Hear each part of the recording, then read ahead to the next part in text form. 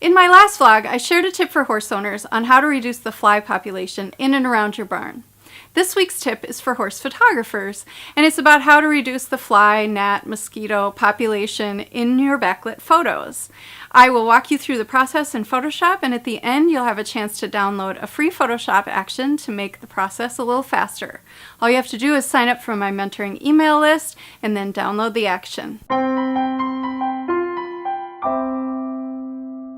Alright, well, I really like to shoot backlight against dark backgrounds, but the problem is these guys.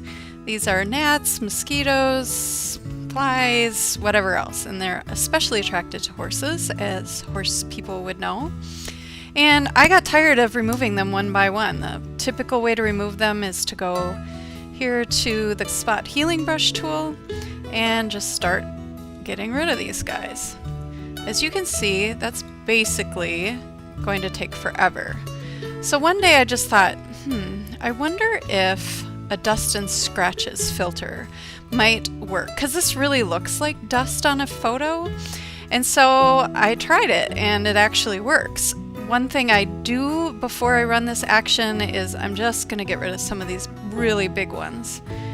Okay, so I'm going to take the lasso tool right here, lasso, and I'm going to draw just a big, loose selection area here. It doesn't have to be perfect. It doesn't have to include all the bugs. We're just going to grab it. And what I'm being careful to do is to not get it too close to anything that's in focus.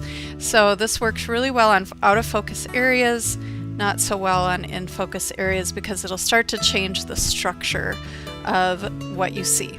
So the next thing we want to do is to feather the selection, and that is just so you don't get any harsh edges if there is a little bit of change in the background. And so I'm going to go in here and I am going to feather the selection. I'm just going to go with a easy radius of 6 pixels. I don't want to feather it too much, just a little bit. Okay, then we go into filter, noise, dust and scratches. Look, it already took care of a lot of them. I usually like to start kind of on a low setting, like let's just say 4. And I'm going to move my preview to an area that has some good buggage here.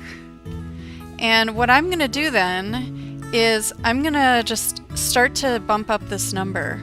I'm just using the arrow keys on my keyboard until I can see that most of my bugs are gone. And as you can see, it's really not changing the look of the background very much. This is why it's important to do it in the out of focus areas. And all I have to do is hit OK. And then here's the before and the after. We can zoom in. And then the areas where we did the bug removal, before and after.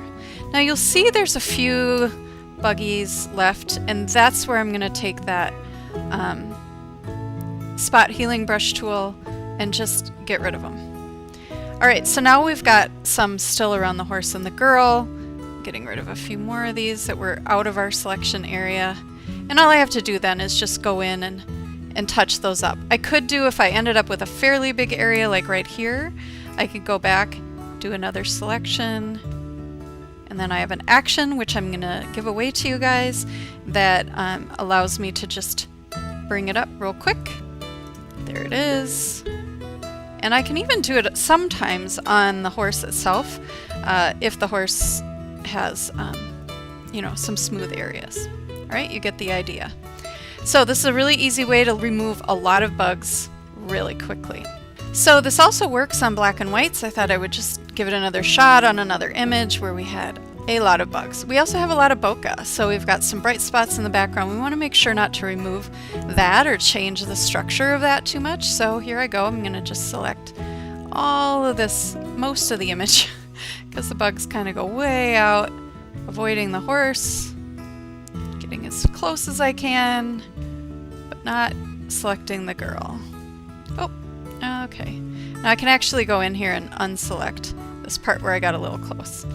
And I'm going to bring up the action, which again at the end of this video I'll give you access to.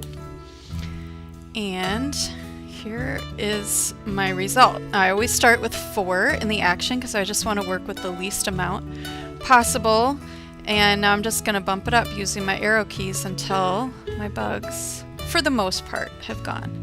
Now, if I go way too high, you can see it starts to really change the structure. So that's why we're working in small numbers here. So I'm going to go to 8. And that's pretty good. I'm going to have to go do a little bit of cleanup, but nothing like I would have had to do if I was doing this all by hand. So this is a shortcut. It's not always a complete solution, but it certainly will save you a lot of time. Well, I hope this has been helpful, and there's a link right now on the screen that is showing you how to get to a page where you sign up for my mentoring email list, and once you've signed up for that list, you can download this action and use it as you'd like.